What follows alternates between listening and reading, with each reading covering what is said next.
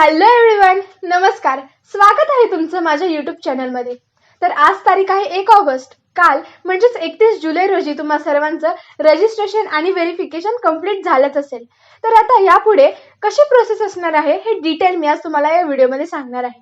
आपलं व्हेरिफिकेशन झाल्यानंतर provisional merit list, त्यानंतर grievance period, final merit list आणि त्यानंतर कॅप राऊंड्स, ही सगळी प्रोसेस कशी असणार आहे हे मी आज नीट तुम्हाला समजावून सांगणार आहे.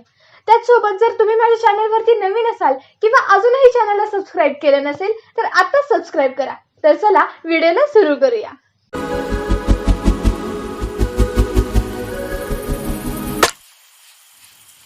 तर मित्रांनो, आता इथे तुम्ही बघू शकतात की 3 ऑगस्टला आपली प्रोव्हिजनल मेरिट लिस्ट येणार आहे.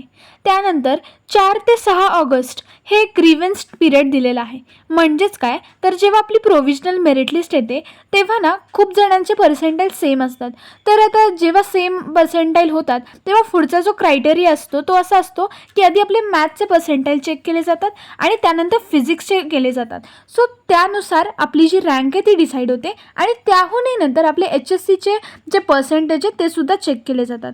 तर कधी कधी काय होतं की आपण रजिस्ट्रेशन करताना आपल्याकडून चुका झालेल्या असतात मार्क्स टाकताना. इवन जर तुम्हाला तुमची कॅटेगरीसुद्धा चेंज करायची असेल, आता बऱ्याच जणांकडे सर्टिफिकेट्स नव्हते तर तेव्हा त्यांनी ओपनमधून फॉर्म भरला होता. तर आता तुम्ही 4 ते 6 ऑगस्ट या कालावधीत हे तुमचे सगळे एडिट्स पूर्ण करू शकता. जर तुमच्या मार्क्समध्ये काही चुका झाल्या असतील तर ते सुद्धा तुम्ही एडिट करू शकता किंवा जर तुम्हाला कॅटेगरी स्विच करायची असेल ती सुद्धा तुम्ही करू शकता.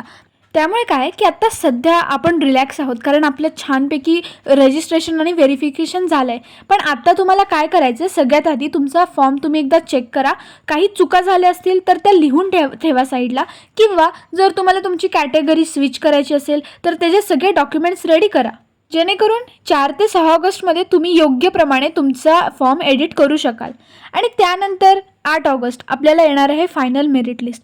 आता या फायनल मेरिट लिस्टनंतर आपण काहीही बदल करू शकत नाही. या फायनल लिस्टनंतर आपल्याला जो आपला रँक कळेल तो आपला फायनल रँक असेल. आता यामध्ये वेगवेगळ्या प्रकारचे रँक्स असतात, ते मी तुम्हाला पुढे सांगेनच. त्यामुळे आत्ता मला एवढंच सांगायचं आहे की 4 ते 6 ऑगस्ट हा आपल्यासाठी खूप महत्त्वाचा काळ असणार आहे आणि त्यामध्ये तुम्ही अवेअर राहिलं पाहिजे. तर मित्रांनो, इथे आता मी तुम्हाला प्रोव्हिजनल मेरिट लिस्ट नक्की असते तरी कशी हे तुम्हाला इथे दाखवलेलं आहे. तर इथे तुम्ही बघू शकता ही लास्ट इयर म्हणजेच 2023-24ची मेरिट लिस्ट आहे. आणि जी आपल्या 3 तारखेला मेरिट लिस्ट येणार आहे ती मेरिट लिस्ट इथे आहे. फक्त ही लास्ट इयरची आहे, आपलीसुद्धा अशीच सेम असणार आहे.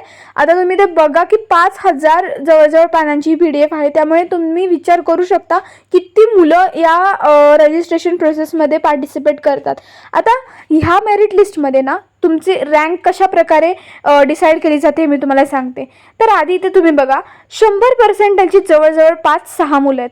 तर आता समजा की एकाच पर्सेंटाईलची सेम मुलं असली तर त्याच्या पुढे जो क्रायटेरिया असतो तो असा असतो की तुमच्या आधी मॅथ्सचे पर्सेंटाईल बघितले जातात, त्यानंतर फिजिक्स आणि त्यानंतर केमिस्ट्रीचे पर्सेंटाईल बघितले जातात आणि त्यानुसार मग पुन्हा तुमचे रँक्स आहेत ते योग्य प्रमाणे तुम्हाला दिले जातात.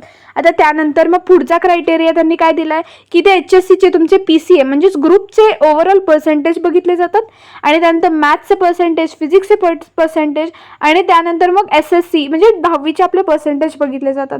त्यामुळे तुम्ही जे इथे मार्क टाकताय ते टाकताना खरंच खूप काळजीपूर्वक टाकलं पाहिजे.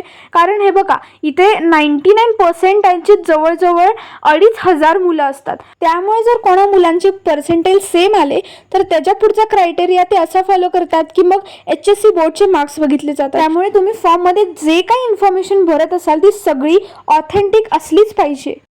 आता तुम्ही इथे बघू शकता की 99% जो लास्टचा स्टुडंट आहे त्याचा रँक जवळजवळ 2500पर्यंत आलेला आहे. म्हणजे तुम्ही विचार करा की फक्त 99% to 100% ही मुलं जवळजवळ 2000पेक्षा जास्त आहेत. त्यामुळे किती जास्त मुलांची संख्या या रजिस्ट्रेशन प्रोसेसमध्ये पार्टिसिपेट करते. आता समजा लास्ट इयर 98.9%ला 2500 रँक आलेला आहे. तर असं जरुरी नाही आहे की यावर्षीसुद्धा 98.9%ला तो सेमच रँक असेल. कारण की एक लक्षात घ्या, ह्या एका वर्षामध्ये खूप मुलं वाढलेली आहेत, स्टुडंटची संख्या खूप वाढलेली आहे, त्यामुळे रँकमध्ये सुद्धा खूप बदल होऊ शकतो. त्यामुळे आपण आत्ताच प्रेडिक्ट करणं खूप चुकीचं आहे की आपला रँक काय असेल.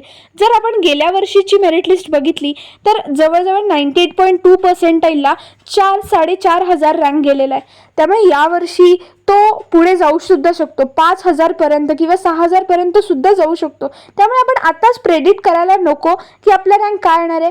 आत्ता सध्या आपण आपली जी प्रोव्हिजनल मेरिट लिस्ट आहे त्याच्यावरती कॉन्सन्ट्रेट करूया. आणि जर तुमच्या काही चुका झाल्या असतील, तुम्ही मार्क्स जर टाकताना काही चुकलं असाल तर ते सुद्धा तुम्ही लगेच ग्रीव्हन्स पिरियडमध्ये इम्प्रूव्ह केलं पाहिजे. कारण की तुम्ही इथे बघू शकता, इथे सगळ्या स्टुडंटचे त्यांनी मार्क्स दिलेले आहेत आणि त्या मार्क्सनुसार तुम्हा सगळ्या स्टुडंटचा रँक ठरतो.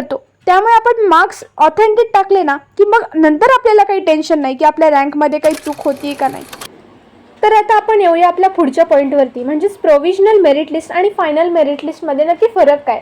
तर आता एक लक्षात घ्या, प्रोव्हिजनल मेरिट लिस्ट ही आपल्याला सर्वात आधी म्हणजे आपलं व्हेरिफिकेशन झाल्यावरती डिस्प्ले होते. या प्रोव्हिजनल लिस्टमध्ये आपण जे रजिस्ट्रेशन करताना आपले मार्क टाकले होते त्याप्रमाणे आपला रँक डिस्प्ले केलेला असतो.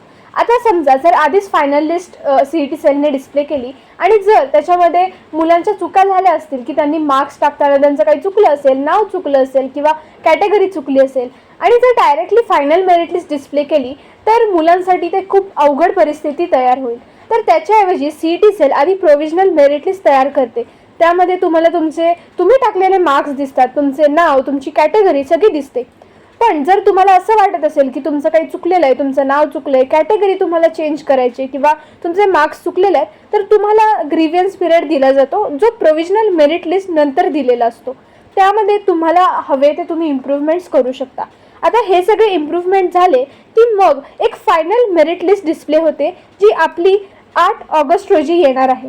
ही फायनल मेरिट लिस्ट एकदम फायनल असते, म्हणजे ह्याच्यानंतर तुम्ही काहीही एडिट करू शकत नाही.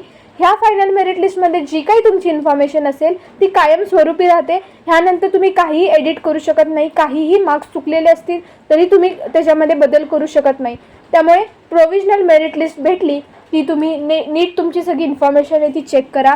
ग्रीव्हन्स पिरियडमध्ये जर तुम्हाला काही एडिट करायचं असेल तर करा. जर तुमचं सगळं बरोबर असेल तर नो डाऊट तुम्ही एकदम रिलॅक्स असाल आणि जर काही नसेल तर तुम्ही तिथे एडिट करू शकता, कारण की फायनल मेरिट लिस्ट नंतर तुम्ही काहीच एडिट करू शकत नाही. तर आता आपण येऊया आपल्या पुढच्या पॉईंटकडे, म्हणजेच या ज्या प्रोव्हिजनल मेरिट लिस्ट आणि फायनल मेरिट लिस्ट आहेत हे आपल्याला नक्की दिसणार कुठे. तर ह्या लिस्ट आपण 2 पद्धतीने बघू शकतो. एक म्हणजे आपण CET सेलच्या ऑफिशियल वेबसाईटवरती जाऊन प्रोव्हिजनल मेरिट लिस्ट फॉर 2020-24 असं सर्च केलं की तुम्हाला तिथे प्रोव्हिजनल मेरिट लिस्ट ॲज वेल ॲज फायनल मेरिट लिस्ट दिसू शकते. किंवा तुम्ही तुमच्या लॉग इनमध्ये जाऊन म्हणजेच काय की तुम्ही जो ॲप्लिकेशन ID तुम्हाला भेटलेला आहे आणि जो तुम्ही तुमचा पासवर्ड सेट केलेला आहे रजिस्ट्रेशन करताना ह्याचा वापर करून ऑफिशियल वेबसाईटवरती जाऊन लॉग इन करायचं आणि तेव्हा तुम्हाला तिथे तुमचा रँक दिसतो. तर आता आपण येऊया आपल्या पुढच्या पॉईंटवरती, म्हणजेच types of merit number. Merit numbers हे कोणकोणत्या टाईप्सचेच असतात. म्हणजेच काय तर आता इथे तुम्हाला दिसत असेल, आपल्याला जेव्हा आपल्या लॉग इनमध्ये मेरिट नंबर दिसतो तो कोणकोणत्या प्रकारचा दिसतो. तर पहिला आहे तो म्हणजे स्टेट जनरल मेरिट नंबर. म्हणजेच काय तर तुमचा महाराष्ट्रामधून टोटल सगळ्या मुलांमधून कितवा रँक आला हे तुम्हाला तिथे डिस्प्ले होतं. त्यानंतर युनिव्हर्सिटी जनरल मेरिट नंबर, म्हणजेच तुम्ही कोणत्या युनिव्हर्सिटीमध्ये असाल, म्हणजे जर तुम्ही शिवाजी युनिव्हर्सिटीमध्ये असाल किंवा सावित्रीबाई फुले युनिव्हर्सिटी आलं किंवा मुंबई युनिव्हर्सिटी, या कोणत्याही तुम्ही युनिव्हर्सिटीमध्ये असाल तर त्या युनिव्हर्सिटीमधून तुमचा रँक कितवा आलेला आहे तो तिथे दिसतो. त्यानंतर स्टेट कॅटेगरी मेरिट नंबर, म्हणजे तुम्ही जी कॅटेगरी तुमच्या रजिस्ट्रेशनमध्ये टाकलेली आहे त्या कॅटेगरीमधून तुमचा ओव्हरऑल रँक कितवा आला तो तिथे दिसतो. त्यानंतर युनिव्हर्सिटी कॅटेगरी मेरिट नंबर. तर आता पुढचे जे मेरिट नंबरचे टाईप्स आहेत ते फक्त गर्ल्ससाठी आहेत. तर पहिला आहे ladies state general merit number, म्हणजेच काय तर पूर्ण महाराष्ट्रामधून जेवढ्या मुली आहेत त्या मुलींमधून तुमचा रँक कितवा आलेला आहे. त्यानंतर ladies university general merit number, ladies state category merit number, ladies university category merit number. हे सेम आधीच्या मेरिट नंबर सारखे आहेत, फक्त फरक इतकाच आहे की ओन्ली गर्ल्ससाठी हे मेरिट नंबर्स दिलेले आहेत.